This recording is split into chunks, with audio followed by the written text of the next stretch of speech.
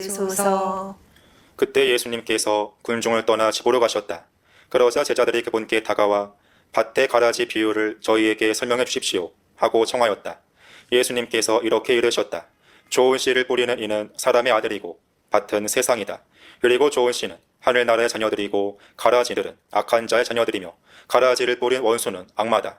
그리고 수확 때는 세상 종말이고 일꾼들은 천사들이다. 그러므로 가라지를 거두어 불에 태우듯이 세상 종말에도 그렇게 될 것이다.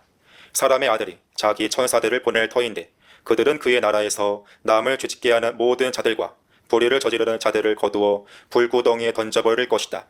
그러면 그들은 거기에서 울며 이를 가할 것이다. 그때 의인들은 아버지의 나라에서 해처럼 빛날 것이다. 귀 있는 사람은 들어라.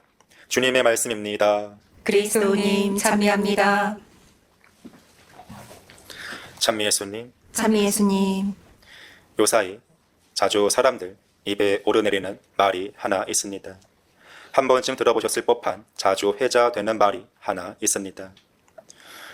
영화나 드라마에서 혹은 인터넷에서 한 번쯤 보셨을 법한 말입니다.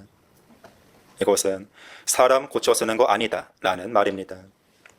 어떻습니까? 얼핏 예리한 말 같으면서도 동시에 아주 무서운 말 같기도 하지 않습니까? 이것은 같은 실수를 반복하는 그런 사람 혹은 무리해서 잘못 낙인 찍힌 그런 사람을 가리키는 말로서 사람을 판단하는 말에 속합니다. 그러고 보면 우리는 은연중에 누군가를 나름대로 판단하고 싶어 한다는 사실을 발견할 수 있지 않습니까? 저 사람은 어떻고 저 사람은 이렇고 이 사람은 좋은 사람이야 나쁜 사람이야 안 되겠어. 때로는 텔레비전 뉴스에 나오는 나쁜 사람들, 소위 극악한 죄를 저지른 사람들, 흉악범들을 보면서 분노하기도 합니다. 어떻게 저렇게 나쁜 사람이 있을 수가 있지? 죄를 지은 사람들은 이 사회에서 영원히 격리해야만 해. 어떻습니까? 동의하십니까?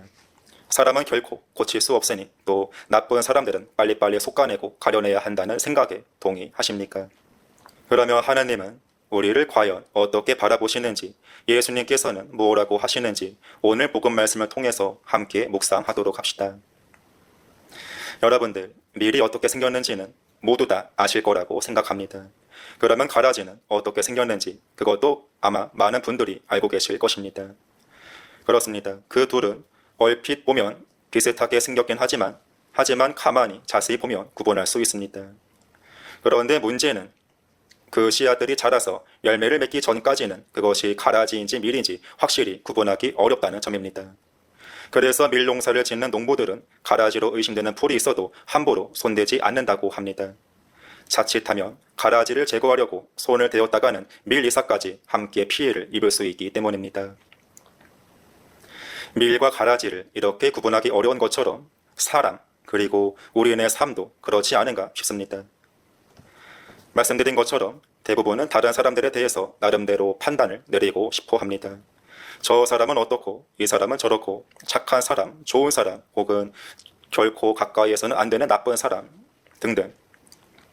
하지만 하나님의 관점은 다르다는 것입니다. 하나님께서는 사람을 보실 때 단순히 이분법적으로 좋은 사람 혹은 나쁜 사람으로 구분하지 않으십니다. 곧 오늘 복음 말씀의 뜻은 이렇습니다. 마치 한창 자라고 있는 밀과 가라지를 구분할 수 없는 것처럼 역시 사람도 그렇다는 의미입니다. 지금은 비록 착한 사람으로 평가를 받고 아무 문제 없이 잘 살고 있는 것처럼 보이지만 그런 사람일지라도 언제든지 유혹에 빠지면 죄를 지을 수 있고, 반면에 지금은 비록 악인으로 평가받고 살고 있고 죄도 많이 지었을지라도 하지만 그런 사람일지언정 어느 순간 회개하고 선행을 실천한다면 언제든지 하나님 앞에서 의인으로 다시 인정받을 수 있습니다. 그러니 수학의 때, 곧 종말의 날까지는 그 누구도 선인인지 악인인지 의인인지 함부로 판단할 수 없다는 뜻입니다. 마치 가라지와 밀을 구분할 수 없는 것처럼 말입니다. 춘풍추상이라는 말이 있습니다. 남에게는 따뜻한 봄바람처럼, 하지만 나에게는 가을 서리처럼 엄하게 하라는 뜻입니다.